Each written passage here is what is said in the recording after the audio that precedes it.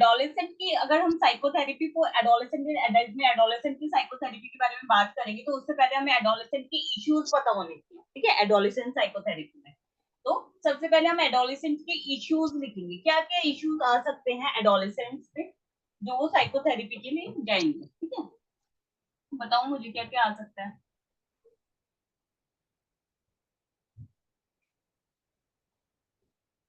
Adults पे अभी आएंगे, अभी हम ये वाला कर रहे हैं, इसमें आएंगे गुड इश्यूज क्या मॉर्निंग क्या आ मैम। सकते हैं। Good morning. अच्छा अभी मैम बताओ बताओ बताओ। सैडनेस हो सकती है मैम, और वो चिड़चिड़े हो सकते हैं क्योंकि हार्मोनल चेंजेस हो रहे होते हैं। सैडनेस हो सकती है, हार्मोनल चेंजेस हो सकते हैं। किसी को ना स्टडी का वो भी होता है, स्ट्रेस भी होता है इस टाइम में। एकेडमिक, हाँ एकेडमिक स्ट्रेस बोल सकते हैं हम उसको, हाँ, स्टडी स्ट्रेस एकेडमिक को। स्ट्रेस हो जाता है। हाँ, और सारे सेम ही होते हैं, एंजाइटी, ठीक है, डिप्रेशन, जो जो पता एंजाइटी, है सब डाल दो। डिप्रेशन। तो पता है जब भी मैं कोई ऐसा क्वेश्चन पूछती हूँ ना, अब अपनी लाइफ के बारे में सोचो कि उस वक्त हमें कौन कौन से इश्यूज थे, वो सारी चीजें आप इसमें डाल दो। ऐसा कोई बच्चा नहीं होगा एडोलेसेंट एज में, मतलब बहुत मेरे को ये लगता है कि एवरेज बच्चों को सैडनेस की प्रॉब्लम होती है किसी ना किसी टाइम पे। ऐसा हुआ होगा कि आपका कोई फ्रेंड नहीं है या सबके साथ झगड़ा हो गया, या फिर एकेडमिकली अच्छा नहीं कर रहे, अपसेट हो किसी चीज को लेके, करियर को लेके अपसेट हो। हार्मोनल चेंजेस हर किसी के अंदर आता है, एकेडमिकली स्ट्रेस हर किसी के अंदर होता है। इवन जो बच्चा लो वाला होगा 33% वाला, उसको पास होने का स्ट्रेस होता है। एवरेज वाले बच्चे को टॉप पे जाने का स्ट्रेस होता है, टॉप वाले बच्चे को टॉप पे रहने का स्ट्रेस होता है, ठीक है। एकेडमिक स्ट्रेस भी हर किसी के अंदर होता है, एग्जाम के टाइम पे तो होता ही है। एंजाइटी हो सकती है, सबको नहीं होगी, किसी किसी को हो सकती है, बट एडोलेसेंट जो साइकोथेरेपी के लिए आते हैं जनरली उनको एंजाइटी इशू होते हैं। एंगर इश्यूज हो सकते हैं, ठीक है, एंगर इश्यूज हो सकते हैं। और क्या हो सकता है, और भी बहुत सारे इश्यूज हो सकते हैं आपके। हाँ, रिलेशनशिप इशू भी हो जाते हैं, उससे बच्चे डिप्रेशन में चले जाते हैं ना। इसी ठीक टाइम है, होता है वो रिलेशनशिप इशू। हाँ, पेरेंट चाइल्ड रिलेशनशिप भी हो सकता है और अदर रिलेशनशिप भी हो सकता है, ठीक है, दोनों। क्योंकि उस वक्त है ना एडोलेसेंट एज में जो बच्चे होते हैं वो अपने पेरेंट्स को नहीं समझ पाते, पेरेंट्स बच्चों को नहीं समझ पाते। उस वक्त पता है पेरेंट्स अगर आपको सही भी गाइड कर रहे होते हैं, आपको लगता है कि नहीं मेरे पेरेंट्स गलत है, वो मुझे रोक रहे हैं, वो मुझे यहीं पे अपने पास रखना चाहते हैं, वो मुझे मतलब एक्सप्लोर करने नहीं दे रहे। उस वक्त लगता है ना कि पेरेंट्स क्यों हमें मतलब जाने नहीं दे रहे, क्यों हमें एक्सप्लोर नहीं करने दे हाँ, रहे, ऐसा क्या हो जाएगा, मतलब हमारे साथ ही थोड़ा ना होना है। इस वक्त की जो ये जो क्वेश्चंस होते हैं इस वक्त आते हैं ना। तो पेरेंट चाइल्ड रिलेशनशिप आप बोल सकते हो, अदर रिलेशनशिप्स भी हो सकती हैं इसके अलावा, ठीक है। बिहेवियरल इश्यूज आ सकते हैं, बच्चे बहुत अजीब तरीके से बर्ताव करते हैं इस वक्त। बिहेवियरल इश्यूज चिड़चिड़े, इरिटेट वगैरह होते हैं, है ना। बिहेवियरल इश्यूज आ सकते हैं। और क्या आ सकता है, इसके अलावा कोई पीटीएसडी ट्रॉमा भी आ सकता है ना, किसी बच्चे के साथ कुछ अगर गलत हो जाए। क्योंकि जनरली क्या होता है कि इस वक्त बच्चे जो स्कूल जा रहे हैं या फिर उनको ज्यादा नॉलेज नहीं है, तो ज्यादातर ट्रॉमेटिक इवेंट इस वक्त क्योंकि वो हैंडल करने की स्टेज में नहीं हो रहे होते, क्योंकि उनके साथ ऑलरेडी इतनी इश्यूज होता है, तो वो ट्रॉमा हैंडल नहीं कर पाते। कोई भी ट्रॉमा हो सकता है, कोई एक्सीडेंट देखा उसका ट्रॉमा हो सकता है, सब्सटेंस एब्यूज, सब्सटेंस यूज भी हो सकता है कि जनरली बच्चे गलत संगत में पड़ जाता है, ठीक है, वो भी हो सकता है, ठीक है, कोई भी ट्रॉमेटिक केस हो सकता है। तो पीटीएसडी भी आप इसके अलावा लिख सकते हो, ठीक है, पीटीएसडी आ सकता है।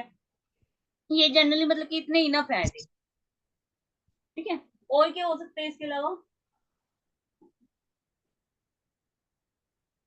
बुली का केस हो सकता है। स्कूल में जनरली आपने देखा होगा बुली करते हैं, स्कूल हाँ, में कॉलेज कॉलेज स्कूल में। में, है ना। रैगिंग भी होती रहती है, रैगिंग नॉर्मली उसमें ज्यादा होती है, हॉस्टल्स में ज्यादा होती है। और उसके बाद 11-12 क्लास के बाद ज्यादा होती है, कॉलेज टाइम पे ज्यादा होती है, लेकिन इसमें भी हम लिख सकते हैं कि हाँ, हॉस्टल्स में होती है, ठीक है, रैगिंग के केसेस भी आ हाँ, सकते हैं, बुली रैगिंग, ठीक है, ये आ जाएंगे। तो ये सारे हाँ, इस टाइम मैम सुसाइडिकल केस भी तो आते हैं ना, सुसाइड साइडल सुसाइड भी आ करने वाले सकते भी हैं, कितने आए हुए हैं ना बिल्कुल इस आ टाइम। सकते हैं। बच्चे जो एग्जाम फोबिया या अदर फोबिया हैंडल नहीं कर सकते उनको सुसाइडल इश्यूज होते हैं।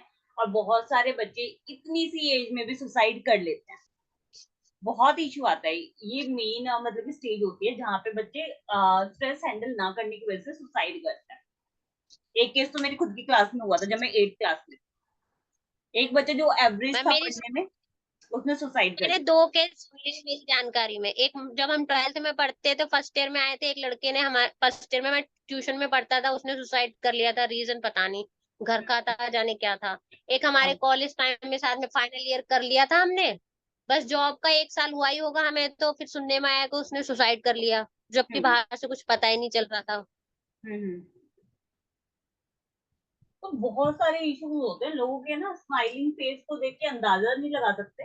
कुछ लोगों की शक्ल शक्ल पे दिख जाता है, उनको शायद संभालने वाले ज्यादा मिल जाते हैं, कुछ लोगों की शक्ल पे नहीं दिखता, वो मुस्कुराते रहते हैं हमेशा, लेकिन अंदर क्या चल रहा होता है उसका हमें नहीं पता होता है ना। बहुत सारे इश्यूज होते हैं, हर किसी की लाइफ में इश्यूज है, जो आपको लग रहा है ना कि हाँ इनकी लाइफ बेस्ट है, जो सोशल मीडिया पे दिख रहा है कि हाँ भी इनकी लाइफ बहुत अच्छी चल रही है, कोई ऐसे सिंगल इंसान नहीं होगा जिसकी लाइफ में कोई स्ट्रेस नहीं है।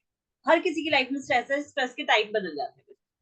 चीजें, किसी को अपने बच्चे को लेकर स्ट्रेस है, ठीक है, जिसको कोई स्ट्रेस नहीं है लाइफ में, उन मतलब की मदर्स को ये स्ट्रेस है कि आज खाने में क्या बनाना है, ठीक क्या है। करें तो नॉर्मली मैम, हर हम किसी की जैसे स्ट्रेस। क्या करें, क्या करें, अब क्या करें आगे। क्या करे, क्या करना है, करियर कैसा होगा, ये कैसा होगा, वो कैसा होगा, ठीक है। सबको कोई ना कोई इश्यूज है। किसी की पड़ोसी से नहीं बन रही तो उसको स्ट्रेस है ठीक है। किसी को दोस्त उसको नहीं समझ रहा तो उसको स्ट्रेस है। तो ये इश्यूज आप लिख सकते हो सारे के सारे इसके अंदर, ठीक है। एडल्ट्स के भी, मैम एडल्ट्स के क्या क्या, हाँ हाँ मानसी बोलो। मैम जैसे कि ये इश्यूज तो हमने कर लिए, अगर हम इनको साइकोथेरेपी दे तो क्या दें? हाँ, अब वही उसी पे आ रही हूँ कि इश्यूज आपने लिख लेना, ठीक है। इश्यूज लगभग इसके और एडल्ट्स के सेम ही रहेंगे, हार्मोनल चेंजेस हटा देना एडल्ट्स में, ठीक है। बाकी सारे आप मैम लिख आपकी सकते वॉइस हो। चली गई थी। वॉइस चली गई। मैं कह रही हूँ कि हाँ। इसके क्या कर देना, एडल्ट्स वाले भी सेम ही रहेंगे, सिर्फ उसमें से आपका क्या कह रही थी मैं, वो एकेडमिक स्ट्रेस आप हटा सकते हो, और एक आपका हार्मोनल चेंजेस हटा सकते हो इश्यूज में। एडल्ट्स के भी इश्यू सेम रहेंगे। ये वाला जो क्वेश्चन आएगा ना, psychotherapy for adolescent and adult, इसमें पहले आपको इश्यूज लिखने हैं, ठीक है। एडोलेसेंट के या ठीक है। एडल्ट के इश्यू लिखोगे, उसके बाद आप आओगे थेरेपी पे, कौन कौन सी थेरेपी उनको दी जा सकती है, ठीक है। हाँ जी। इसके अंदर तो थेरेपी आपकी कौन कौन सी हो सकती है, सबसे पहले सीबीटी हो सकती है, कॉग्निटिव बिहेवियरल थेरेपी। हर जगह अप्लाई होती है, ऐसी कोई जगह नहीं है जहाँ पे मतलब सीबीटी अप्लाई नहीं होती, ठीक है।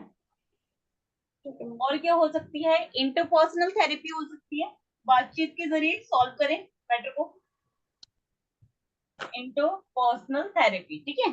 इंटरपर्सनल थेरेपी क्या होती है, जनरली टॉक मैम थेरेपी होती है। हाँ बोलो नहीं तो। मैम एक थेरेपी थी ना, वो दास निग्लेरिया करके, हाँ, दास नेगेटिव कॉग्निटिव असेसमेंट वो भी सिस्टम।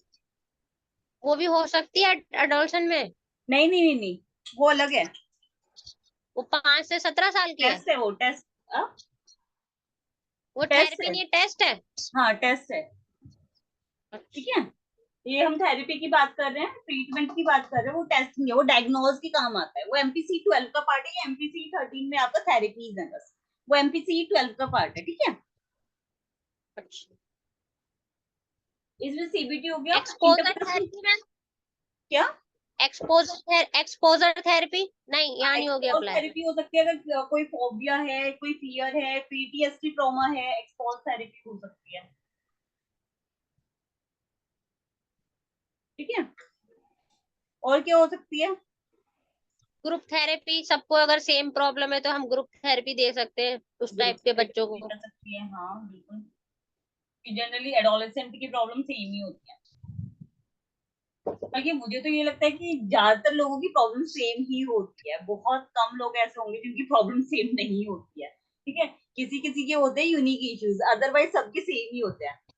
आप किसी भी मतलब कि लेडी को जाके देख लो, किसी भी मदर को जाके देख लो, किसी भी मतलब कि एक जो नया नया करियर स्टार्ट किया है उसको देख लो, सबकी प्रॉब्लम सेम होंगी।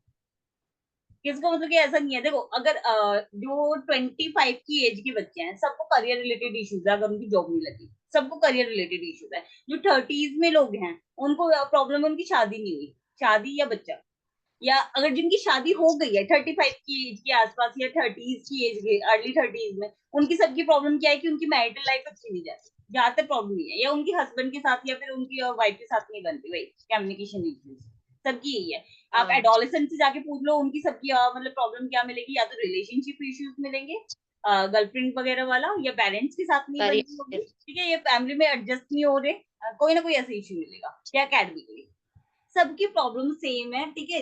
सिर्फ ये होता है कि सबको ये लगता है कि हमारी लाइफ यूनिक है, हमारे साथ ऐसा हो रहा है, ऐसा कुछ भी नहीं है, सबकी प्रॉब्लम सेम होगी है, ठीक है। एक दो पर्सन ऐसे होते हैं जिनकी प्रॉब्लम डिफरेंट होगी, लेकिन आपकी सिटी के अंदर आप देखोगे कि आपके जैसे हजारों हैं सेम प्रॉब्लम से डील कर रहे हैं, ठीक है। बस ये होता है कि एक्सपीरियंस सबके अलग अलग हो सकता है, ठीक है। और क्या दे सकते हो, फैमिली थेरेपी दे सकते हो। मैम इसमें शॉर्ट थेरेपी आएगी? शॉर्ट टर्म ब्रीफ थेरेपी आ सकती है, फैमिली थेरेपी आ सकती है।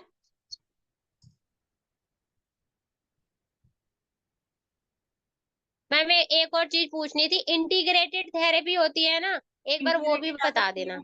हाँ आ सकती, अच्छा अलग से बताऊं। लेकिन वो क्या, नाम याद है लेकिन मुझे याद नहीं आ रहा कि वो कौन सी है बस। इंटीग्रेटेड थेरेपी होती है, जो भी थेरेपीज आपको पता होती है ना उन सबको मिक्स करके, ठीक है, उस हाँ, सबको मिक्स करके जो आपके क्लाइंट पे बेस्ट सूट करती है उसको अप्लाई कर दो।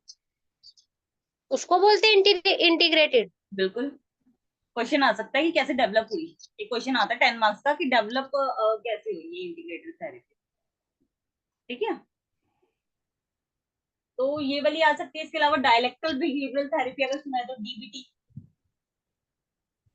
डायलेक्टल बिहेवियरल थेरेपी, जिसमें हम डायग्नोज करते हैं, ठीक है, और उसी प्रॉब्लम पे वर्क करते हैं, ठीक है। तो और भी हो सकती है, प्ले थेरेपी हो सकती है, आर्ट थेरेपी हो सकती है, ठीक है।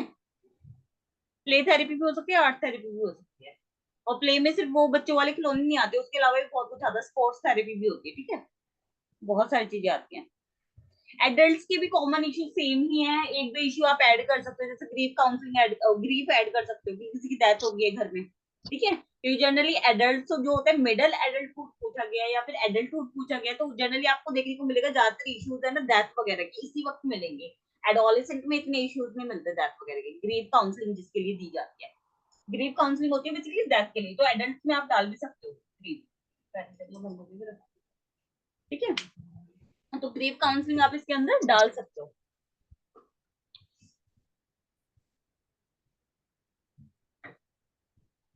इश्यूज में एडल्ट की जो इश्यू है उसमें आप वो डालोगे, क्या कहते हैं, डेथ, ठीक है, डेथ डाल सकते हो।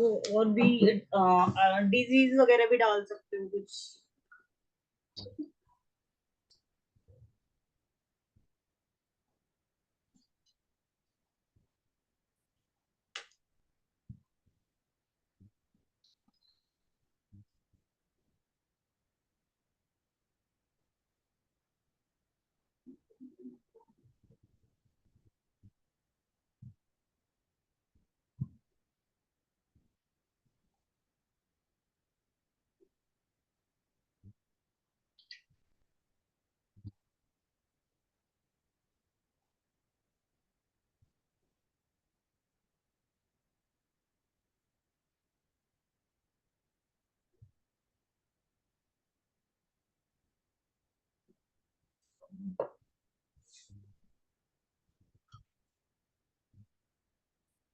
और क्या हो सकता है इसके अंदर, साइकोडायनेमिक थेरेपी भी हो सकती है।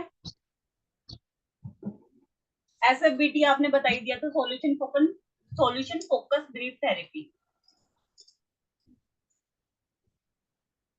एसएफबीटी सॉल्यूशन फोकस ब्रीफ थेरेपी, ठीक है, ये बता दिया था। और क्या बात कर रही थी मैं, ग्रीफ ग्रीफ की भी हो सकती है। ग्रीफ होती है जब डेथ में दी जाती है किसी की डेथ हो गई, उससे आप ट्रॉमेटिक इवेंट से बाहर नहीं आ रहे। साइकोडायनेमिक हो सकती है, ठीक है, साइकोडायनेमिक भी थेरेपी हो सकती है। तो ये सारी आप लिख सकते हो, इनफ है, I think more than enough है। मैम 10 साइकोडायनेमिक थेरेपी क्या होती है? साइकोडायनेमिक कार्ल जंग की जो मैंने बताई थी ना बेसिकली आपको, ये साइको एनालिटिकल थेरेपी जैसे होती है, सेम वैसे ही होती है इसके अंदर, साइकोडायनेमिक थेरेपी के अंदर।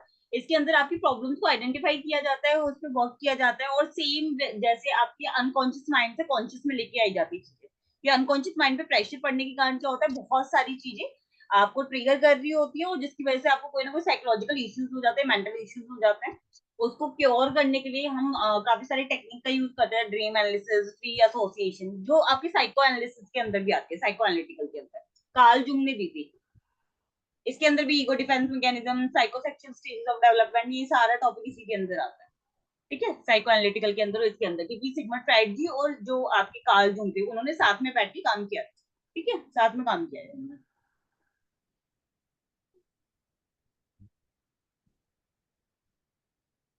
ठीक है, तो ये आपका हो सकता है। और क्या लिखोगे इसके अंदर? मैरिटल इश्यूज भी आ सकते हैं एडल्ट्स के अंदर। ठीक है, तो मैरिटल काउंसलिंग भी हो सकती है। ठीक है, तो वो आप डाल देना। नेक्स्ट क्वेश्चन आपका है इसके अंदर, structural and topographical model of Sigmund fried. बताओ भैया Anita, structural and topographical model of Sigmund fried. बात कर रहे थे, आई गए सिग्मंड फ्राइड, क्या मेरे को इतना याद कर रहे तो मैं आई जाती। मैम मैम ये तो हम कर लेंगे, ये तो पहला चैप्टर है। हाँ, अच्छा स्ट्रक्चरल कौन सा होता है, नेक्स्ट क्वेश्चन देख टोपोग्राफिकल कौन सा लीजिए। होता है? मैम स्ट्रक्चर में तो में तो यही होता है ना कि ईड ईगो और ईड ईगो सुपर ईगो होती है, और ठीक है, उसमें कॉन्शियस अनकॉन्शियस सबकॉन्शियस होता है टोपोग्राफिकल में हम टोपोग्राफिकल में। आइस वाला स्ट्रक्चर बनाएंगे। ठीक है, टोपोग्राफिकल वाले में आइस वाला बनाएंगे, हाँ है जी, हाँ जी। ना, पानी के ऊपर, पानी के बीच में, पानी के नीचे, इस तरीके से। टोपोग्राफिकल में, हम्म। स्ट्रक्चरल में हम सिर्फ नॉर्मल वाला ईगो, ह्यूमन पर्सनैलिटी के बारे में बताएंगे, ईगो सुपर ईगो। ठीक है नीता? हाँ, हाँ जी। Okay ma'am. और आपका क्या है, प्रैग्मेटिक एक्लेक्टिक थेरेपी। अब ये क्या होती है प्रैग्मेटिक एक्लेक्टिक थेरेपी? अच्छा, एक्लेक्टिक अप्रोच के बारे में सुना है? मैम नहीं मैम। एक्लेक्टिक का मतलब यही होता है सब चीजें जोड़ के, मतलब कि काफी सारी चीजें, काफी सारी थेरेपीज आप एक में जोड़ दो, जैसे कॉग्निटिव नॉर्मली क्या होता है, दो या दो से इसमें ज्यादा एक से थेरेपीज ज्यादा को थेरेपी इकट्ठा होती है। यूज करके, मिला के यूज करने को हम एक्लेक्टिक अप्रोच बोलते हैं। ठीक है, तो प्रैग्मेटिक जी। एक्लेक्टिक थेरेपी के अंदर बेसिकली हम क्या करेंगे, इसके अंदर भी सेम वही करेंगे कि जो टेक्निक्स को कंबाइन करके और फिर हम क्लाइंट की नीड के अकॉर्डिंग उसको यूज करेंगे। ठीक है, इसके अंदर मतलब कि इसके फीचर्स क्या हो सकते हैं प्रैग्मेटिक एक्लेक्टिक अप्रोच के, क्या लिखोगे इसके अंदर अगर ये क्वेश्चन आ जाता है, प्रैग्मेटिक एक्लेक्टिक, दोनों का सेम ही होगा, प्रैग्मेटिक एक्लेक्टिक का चाहे एक्लेक्टिक का है। ठीक है, तो आप पहले इसमें लिखोगे कि इसके अंदर क्या होता है कि दो या दो से ज्यादा मतलब थेरेपीज को कंबाइन करके क्लाइंट के अकॉर्डिंग, क्लाइंट की नीड के अकॉर्डिंग हम उसको अप्लाई करते हैं ट्रीटमेंट को। अब इसके फीचर्स गोल्स आप क्या क्या कर सकते हो, फीचर्स पे बात कर लेते हैं। ठीक है, गोल्स आप बना के लिख देना इसके। फर्स्ट क्या आ सकता है कि इसके अंदर जो ट्रीटमेंट होता है वो पर्सनलाइज होता है। ट्रीटमेंट क्या होता है, पर्सनलाइज होता है। पर्सनलाइज मतलब कि क्लाइंट की नीड के अकॉर्डिंग, जो क्लाइंट की सिचुएशन है उसके अकॉर्डिंग उसको ट्रीटमेंट दिया जाएगा। ठीक है, पर्सनलाइज होगा ना, क्योंकि हमने उसके अकॉर्डिंग देखा है, क्लाइंट के अकॉर्डिंग देखा है कि उसकी नीड क्या है, फिर हम लोगों ने दो जो बेस्ट थेरेपी उसकी सूट कर सकती है उसको मिक्स कर दिया और क्लाइंट की नीड के अकॉर्डिंग उसको एडजस्ट किया, तो पर्सनलाइज ट्रीटमेंट है। सही लिख रही हूँ ना भाई? जवाब तो दो, अभी भी नहीं दे रहे हो। मैम हमें आंसर ही नहीं पता ना। तो मैं ये बोल रही हूँ कि मैं सही लिख रही हूँ या नहीं लिख रही, समझ में आ रहा नहीं आ रहा? हाँ मैम, आ रहा है। ठीक है, कंबाइन थेरेपी होती है। कंबाइन मतलब दो थेरेपीज को मिक्स करके, दो या दो से ज्यादा, कंबाइन थेरेपी। कंबाइन थेरेपी देते, कंबाइन का मतलब दो या दो से ज्यादा थेरेपी को मिक्स करके। ठीक है, 1+1 1+2 जो भी हो सकता है। मैम इंटीग्रेटेड का भी बता देना एक बार, अगर 10 मार्क्स का है तो वो। ठीक है, हाँ जी। कंबाइन थेरेपी होगी। और आपका क्या हो सकता है इसके अंदर, यहाँ पे जो सॉल्यूशन होगा वो प्रैक्टिकल सॉल्यूशन आपको दिया जाएगा, जो रियल लाइफ में पॉसिबल है, प्रैक्टिकल सॉल्यूशन। ठीक है, रियल लाइफ में करके दिखाया जाएगा, रियल लाइफ में जो सॉल्यूशन पॉसिबल है वो आपको दिखाया जाएगा। क्योंकि देखो कोई सा भी थेरेपी है, मैं हमेशा बोलती हूँ कि रियल लाइफ में ना कोई भी सिंगल थेरेपी आपकी अप्लाई करोगे, प्रॉब्लम का सॉल्यूशन जनरली आपको नहीं मिलेगा। कोई भी एक सिंगल थेरेपी अप्लाई करोगे, क्योंकि कोई भी थेरेपी होती है ना परफेक्ट तरीके से हर चीज को सही नहीं कर सकती है, तो उसके लिए आपको क्या करना पड़ेगा, आपको थेरेपीज को कंबाइन तो करना ही पड़ेगा, इंटीग्रेटिव अप्रोच यूज करनी पड़ेगी रियल लाइफ में प्रॉब्लम को सॉल्व करने के लिए। ये कोई भी सिंगल ट्रीटमेंट आपका इनफ नहीं है किसी भी क्लाइंट की नीड को पूरी करने के लिए। आप ये कर सकते हो कि आप सीबीटी लेके चल रहे हो, कहीं आपको लगा कि हाँ सीबीटी वर्क नहीं कर रही तो कोई और लेके आप आ गए, बट सीबीटी जनरली होता है कि हाँ सीबीटी से हम ट्रीट कर सकते हैं लोगों को, वो फिर भी पॉसिबल है। वरना और कोई भी आप सिंगल थेरेपी लेके चलो, मुझे पर्सनली ऐसा लगता है कि ट्रीट नहीं हो सकता किसी भी सिंगल थेरेपी से, तो आपको जैसे मैम कंबाइन तो करना ही डॉक्टर पड़ेगा। चार पांच जैसे डॉक्टर 4-5 टैबलेट दे रहा है तो हमें भी 4-5 थेरेपी देनी पड़ेंगी। 4-5 थेरेपी, या फिर मतलब कि जो आपको लगता है वो कि भी जो सपोर्ट कर सकता है उसको, जैसे कि मान लो कि मेरे पास एक लड़की आई जिसको मैरिटल इश्यूज है, उसको अपनी लाइफ से मतलब कोई प्रॉब्लम्स है, मैरिटल इश्यूज है, वो मेरे पास आई है मैरिटल काउंसलिंग लेने के लिए। मैंने उसको देखा कि उसको मैरिटल काउंसलिंग के साथ साथ और भी नीड है, और नीड क्या है कि उसका जो बचपन रहा है ना, चाइल्डहुड जो रहा है, वो उसका इस तरीके से रहा है कि वो आज स्ट्रेस को हैंडल करने के लिए मतलब कि एबल नहीं है, उसकी कैपेसिटी कम है स्ट्रेस को हैंडल करने की। तो आज वो जो मैरिज उसकी अच्छी चल रही थी, लेकिन उसमें भी उसको प्रॉब्लम हो रही है। तो यहाँ पे उस प्रॉब्लम उसकी चाइल्डहुड को भी ट्रीट करना पड़ेगा मुझे, है ना, चाइल्डहुड को भी सही करना पड़ेगा, और साथ में उसको मैरिज थेरेपी भी देनी पड़ेगी, मैरिटल काउंसलिंग भी देनी पड़ेगी। चाइल्डहुड को सही करने के लिए मैं क्या कर सकती हूँ, साइको डायनेमिक दे सकती हूँ, साइको एनालिटिकल दे सकती हूँ, है ना, कर सकते हैं।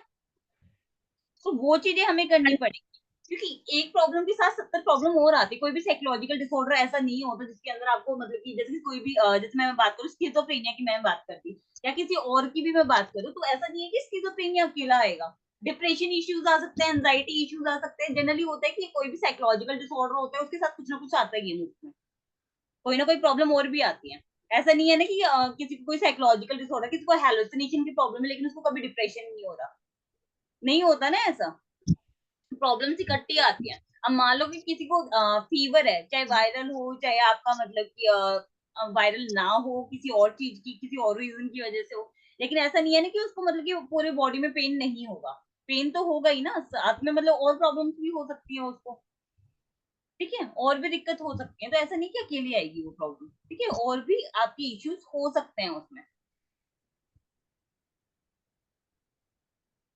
ये आपके फीचर्स में आप डाल सकते हो 1 2 3, ठीक है, 3 आप फीचर्स में डालोगे इसके। और क्या लिखोगे कि इसके अंदर जो एक्लेटिक अप्रोच है उसके अंदर कौन कौन सी थेरेपी यूज कर सकते हो आप मिक्स करने पे, ठीक है, तो वो आप सारी की सारी इसमें लिखोगे। जैसे कि ये वाला अगर आपने नोट डाउन कर लिया फीचर, तो फीचर के बाद हम बात करेंगे थेरेपीज, ठीक है, इसके अंदर आप लिखोगे एक्लेटिक अप्रोच के अंदर कौन कौन सी थेरेपीज आप यूज कर सकते हो, ठीक है, therapies are used in eclectic approach, ठीक है। फर्स्ट आपकी कौन सी हो सकती है यहाँ पे, किसके साथ क्या क्या कंबाइन करोगे, सीबीटी हो सकती है, डायलेक्टल बिहेवियरल थेरेपी हो सकती है, डीबीटी हो सकती है, इंटरपर्सनल थेरेपी हो सकती है।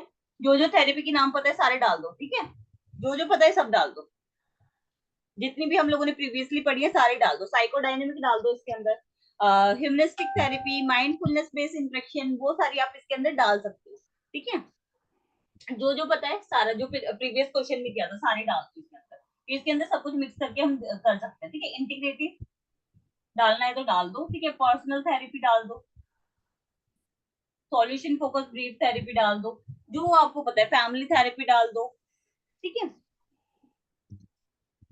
एसएफबीटी डाल दो, सॉल्यूशन फोकस ब्रीफ थेरेपी हो गया, ठीक है। तो ये सारी मिक्स करने के लिए हम एक्लेटिक अप्रोच यूज कर सकते हैं, इन सारी थेरेपीज को मिक्स कर सकते हैं, ये आप इसमें डाल दोगे प्रैग्मेटिक के बारे में, ठीक है। नेक्स्ट क्वेश्चन आपका,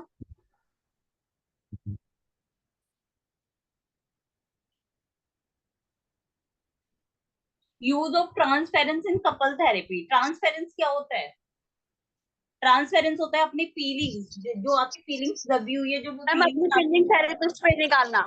हाँ, तो इसके अंदर जब थेरेपीज आप यूज करोगे, मतलब कि जब आपकी कपल थेरेपी चल रही है, ट्रांसपेरेंस वहां पे यूज करोगे, तो कैसे कर सकते हैं कि जो कपल्स बैठाए हुए हैं वो अपनी फीलिंग्स जो उनको नहीं बता पाए, अब वो अपनी फीलिंग्स वहां पे निकाल रहे हैं, ठीक है, अपनी फीलिंग्स उसको बता रहे हैं, क्या कहते हैं, जो आपका थेरेपिस्ट है उसको बता रहे हैं अपनी फीलिंग्स, वहां पे उसकी फीलिंग्स बाहर आ रही है, जो भी है, जो भी वो चीजें थी, जो भी इश्यूज थे जो वो नहीं कह पाए, वो अब बाहर आ रहे हैं, ठीक है। इस तरीके से आप इसका बना के लिख सकते हो, ठीक है, ये प्रॉब्लम बाहर आ जाएंगी, इश्यूज बाहर आ जाएंगी, तो उसका ट्रीटमेंट हो जाएगा, आधी हीलिंग वहीं पे हो जाती है जब आप किसी को बता पाते हो कोई चीज, ठीक है, और सामने वाला समझता है, तो इसका बना के आप लिख सकते हो। Psychodynamic play therapy with child, psychodynamic play therapy with child में क्या लिखोगे, साइकोडायनेमिक थेरेपी का लिखोगे, प्ले थेरेपी का थोड़ा सा डाल सकते हो। प्ले थेरेपी क्या होती है, खेलते हुए बच्चे को ऑब्जर्व करना कि इसके कोई इश्यूज तो नहीं है, कौन सा वो गेम, कौन सा टॉय यूज कर रहा है, कौन सी चीज है, उसके एक्शन टॉयज हैं, फाइट कर रहा है उसके साथ टॉय के साथ या प्यार से खेल रहा है, कौन सी चीज उसको पसंद है,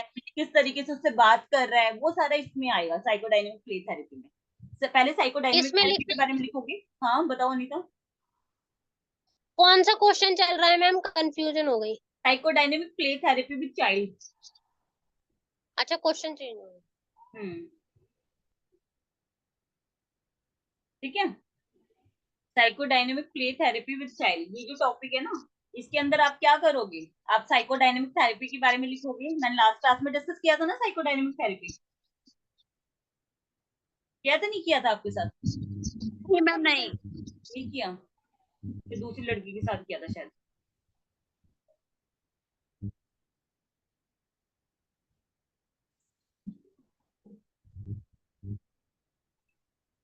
psychodynamic play therapy with child. तो साइकोडायनेमिक थेरेपी की पहले आपकी क्या होती है वो आप बताओगे। अच्छा ये बात आपको पता है कि सिगमंड फ्राइड जो थे, सिगमंड फ्राइड और कार्ल जूंग साथ में एक साथ काम करते थे। कार्ल जूंग एक साथ काम करते थे पहले, जब हम साइको एनालिटिकल अप्रोच बनाते थे, मतलब ये लोग साइको एनालिटिकल अप्रोच बनाते थे तब, ठीक है, साथ में मिलके काम करते थे ये दोनों। बट एक टाइम के बाद क्या हुआ, कार्ल जुंग को लगने लगा कि सिगमंड फ्राइड सही नहीं जा रहे हैं, क्योंकि इन्होंने क्या बोला था, इन्होंने अपनी साइको एनालिटिकल अप्रोच के अंदर क्या बोला कि सिर्फ चाइल्डहुड जो होता है ना, वो डिसाइड करता है कि आपकी पर्सनैलिटी कैसी बनेगी। इनको ये बात नहीं अच्छी लगी। इनको इन्होंने क्या बोला कि सिर्फ चाइल्डहुड डिसाइड नहीं करता, इसके अलावा भी बहुत सारे फैक्टर होते हैं जो आपके एक पर्सन की लाइफ में होते हैं। जैसे मान लो कि उसके पेरेंट्स की डेथ होगी, उसकी स्पाउस की डेथ होगी, उसके साथ कोई ऐसा इंसिडेंट हो गया बाद में जाके, जिसकी वजह से उसकी पर्सनैलिटी चेंज हो सकती है या उसकी पर्सनैलिटी को फॉर्म करने में काम आता है वो चीज, ठीक है। और वहीं पे उसके कहीं ना कहीं मैच्योर भी हो जाता है इंसान, ठीक है, कोई कोई इंसान उस वजह से रिस्पॉन्सिबल मैच्योर भी हो जाता है। सिर्फ बचपन की वजह से नहीं होता, किसी भी टाइम पे कोई भी इवेंट ऐसा हो सकता है जिससे एक इंसान के अंदर चेंजेस आ सकते हैं। बात तो सही बोला कार्ल जुंग ने, ठीक है। तो इन्होंने क्या किया, कार्ल जुंग ने सिगमंड फ्राइड का साथ छोड़ के साइकोडायनेमिक थेरेपी पे काम करना स्टार्ट कर दिया, ठीक है। साइकोडायनेमिक थेरेपी आपकी क्या होती है, आपकी जो मेजर इश्यूज है उसको डायग्नोज करके उस पर काम करना स्टार्ट कर देती है, ठीक है। मेजर इश्यूज जो भी है उसको आइडेंटिफाई करेगी और उस पर फिर काम करना स्टार्ट कर देगी, ठीक है। जनरली इसमें रिलेशनशिप इश्यूज भी आ जाते हैं, आपकी चाइल्डहुड इश्यूज भी आ जाएंगे, आपके अनकॉन्शियस माइंड से ही डील करती है। ये भी सेम वही चीजें करती है जो साइको एनालिटिकल अप्रोच करती है। चाइल्डहुड को देखना, कोई और इश्यूज है, प्री एसोसिएशन टेक्निक है, ड्रीम एनालिसिस टेक्निक है इसके अंदर, जो आपकी साइको एनालिटिकल के अंदर भी है।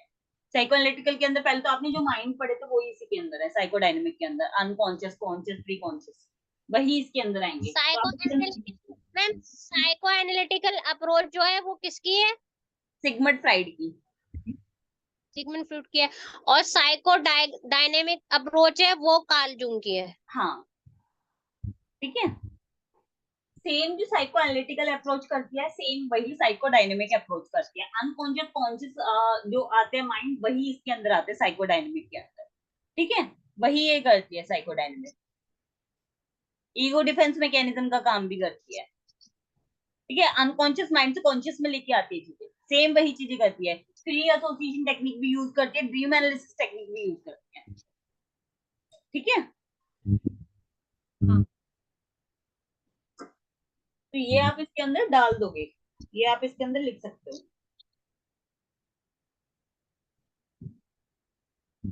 नेक्स्ट क्वेश्चन एक आपका है, psychosexual developmental stage. Type of insight therapy में बाद में करा दूंगी। साइकोसेक्सुअल डेवलपमेंट स्टेज भी इसी ने दिया है, सिगमंड फ्राइड जी ने। सिगमंड फ्राइड के अंदर ओरल भी आता है, साइको एनालिटिकल। एनालिटिकल और डायनेमिक के अंदर भी, दोनों के अंदर आता है। मैम ये हम दोनों को ही पता है, अब नेक्स्ट देख लीजिए क्वेश्चन। ठीक है। नेक्स्ट आपका इनसाइट थेरेपी है। हाँ मैम, इनसाइड थेरेपी के बारे में थोड़ा सा बता दीजिए। अच्छा, इनसाइट का मतलब क्या होता है? मैम अपने अंदर के बारे में जानना, खुद के बारे में पहचानना। हाँ, तो एक ऐसा इंसान जिसको अपने बारे में नहीं पता है, जिसको अपनी प्रॉब्लम्स का को फाइंड आउट नहीं कर पा रहा है, अपनी उसको स्ट्रेंथ के बारे में नहीं पता है, ठीक है, जिसको ये सारी चीजें नहीं पता है, उसके लिए हम इनसाइट थेरेपी यूज करते हैं। जैसे मेरे पास कोई क्लाइंट आता है जिसको अपने बारे में कोई भी नॉलेज नहीं है, या फिर उसकी लाइफ में बहुत सारी प्रॉब्लम चल रही है लेकिन उसको पता ही नहीं है, ठीक है, उसको कुछ भी पता ही नहीं है इनसाइड थेरेपी के अंदर, तो हम क्या करेंगे उसको, उसकी प्रॉब्लम से, या फिर हो सकता है कि उसको प्रॉब्लम्स के बारे में पता हो लेकिन उसको सॉल्यूशन के बारे में ना पता हो, तो प्रॉब्लम्स के बारे में उसको बताएंगे कि आपकी प्रॉब्लम्स ये हैं, तो वो बोलेगा हाँ ऐसा ऐसा हो रहा है, ठीक है, फिर हम उसको बताएंगे कि आपकी स्ट्रेंथ क्या है, ठीक है, स्ट्रेंथ हम बताएंगे उसको, आपकी स्ट्रेंथ ये है, आप इस तरीके से स्मार्ट गोल्स बना सकते हो, ठीक है, स्मार्ट गोल्स बना सकते हो, उसको अचीव कैसे करना है, उस पे आपने वर्क करना है, तो आपकी जो स्ट्रेंथ है आपने उस पे काम करना है, बजाय कि अपनी वीकनेस को देखते हुए, ठीक है, वीकनेस को भी पता होना बहुत जरूरी है कि आप उस चीज की तरफ ना जाओ, ठीक है, वीकनेस की तरफ ना जाओ, लेकिन आपको पता होना चाहिए आपकी स्ट्रेंथ क्या है, आपको स्ट्रेंथ पता होगी, उस पर वर्क करके आप अपनी प्रॉब्लम को सोल्व कर सकते हो, स्मार्ट गोल उस तरीके की सेट कर सकते हो। तो इनसाइड थेरेपी के अंदर कुल मिला के क्या आता है कि आपको अवेयर करना कि आपके अंदर ये कैपेबिलिटी है, आप ये कर सकते हो, और जब तक करोगे नहीं तब तक आप रियलाइज नहीं कर पाओगे, ठीक है, ट्राई करनी पड़ती है लाइफ में चीजें। और मैम इसके टाइप? इनसाइड थेरेपी के क्या टाइप लोगे, इनसाइड थेरेपी तो इनसाइड थेरेपी होती है, क्या टाइप लिखने हैं इसके,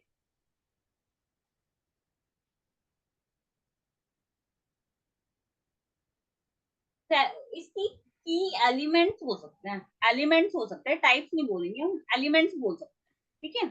मैम क्योंकि क्वेश्चन यही लिखा है ना, टाइप ऑफ इनसाइड थेरेपी। चलो मैं देख लेती हूँ एक सेकंड।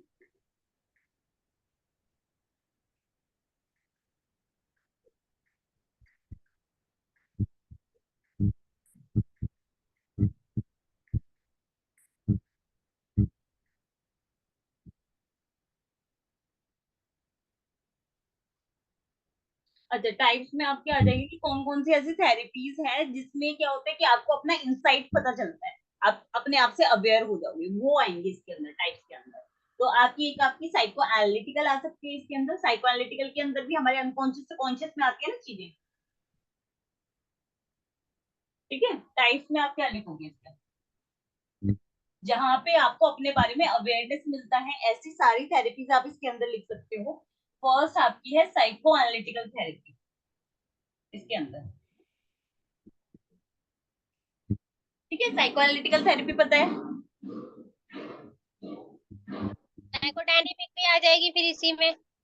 क्या, साइकोडायनेमिक अप्रोच। हाँ साइकोडायनेमिक आ जाएगी, और